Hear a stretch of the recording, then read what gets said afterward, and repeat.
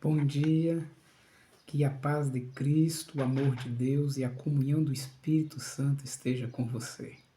A leitura de hoje se encontra aqui no livro de Gênesis, no capítulo 3, no verso de 1 ao 4, que diz assim: Mas a serpente mais sagaz que todos os animais selváticos que o Senhor Deus tinha feito, disse à mulher: É assim que Deus disse: Não comereis de toda a árvore do jardim? Respondeu-lhe a mulher: Do fruto das árvores do jardim podemos comer, mas do fruto da árvore que está no meio do jardim, disse Deus: Dele não comereis, nem tocareis nele, para que não morrais. Então a serpente disse à mulher: Exceto que não morrereis. Ao ler esse texto aqui, a gente fica imaginando algumas coisas. A primeira coisa que vem à minha mente é que Eva estava passeando ali no meio do jardim, distraída, sozinha, e na sua distração ela passou em frente à árvore proibida. E ela ouviu uma voz que lhe chamou a atenção. Ela sabia que quem falava era ela, Adão, seu marido, Deus e os anjos. Essa era a única voz que existia ali no jardim. Nenhuma outra voz a mais. E ela foi atraída por aquela voz. E ao chegar, ela percebe que quem estava falando era uma serpente. Animal não fala. Isso lhe chamou a atenção, isso prendeu-lhe a atenção. Sabe, o texto está dizendo aqui que a serpente era a mais sagaz de todos os animais. Quer dizer, era mais esperto, no instinto. Por mais que um animal seja esperto, no sentido do instinto deles, eles não falam. Então aqui a gente pode ter a certeza de que quem estava falando ele era o inimigo. Mas Eva não percebeu isso.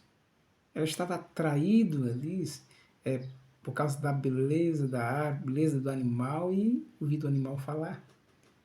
Sabe, o pecado, ele nos atrai a atenção. Precisamos fugir do pecado, não ser atraído por ele, não correr em direção a ele. Foi o que Eva fez, correu em direção à árvore que era proibida. Então, a serpente lhe diz: É assim que Deus diz: Não comereis de toda a árvore do jardim? É assim que Deus diz. Respondeu-lhe a mulher: Do fruto da árvore que está no meio do jardim, disse Deus: Não comereis e nem tocareis. Veja, Deus não tinha dito isso. Deus disse que não deveria comer, Deus disse que não deveria tocar. Por exemplo, aqui em capítulo 2, versículo 16, fala assim: O Senhor Deus lhe deu uma ordem: De toda a árvore do jardim comereis livremente, mas da árvore do conhecimento do bem e do mal não comereis, porque no dia em que dela comer, certamente o que? Morrereis. Então Eva deixou uma brecha ali para o inimigo que astuto entrar, né? Quando ela disse para a serpente que Deus disse que não deveria comer nem tocar, esse não tocar foi a brecha que ele achou para enredar ela na mentira. É como se ele estivesse dizendo aqui, tá vendo? Deus disse para você nem tocar, eu toquei, eu comi e pelo contrário não ri. Eu estou falando, estou vivo e estou falando, pelo contrário, essa fruta me deu o dom da fala. Isso atraiu mais a Eva. Naquele momento, Deus passou a ser um mentiroso. O texto fala que Eva comeu do fruto e deu para o seu marido. E os olhos deles foram abertos. Sabe, meus queridos irmãos, o inimigo ele é muito astuto. Ele é sábio. Ele tem milhares de anos de experiência. Então ele sabe como tentar as pessoas. E para cada pessoa ele tem uma tentação diferente, porque ele estuda as pessoas, ele é um bom psicólogo. A única defesa que nós temos contra ele é nos apegarmos a Deus, a palavra de Deus. Nós precisamos nos fortalecer no Senhor. O inimigo é mais poderoso do que nós, mas não é mais poderoso do que Deus.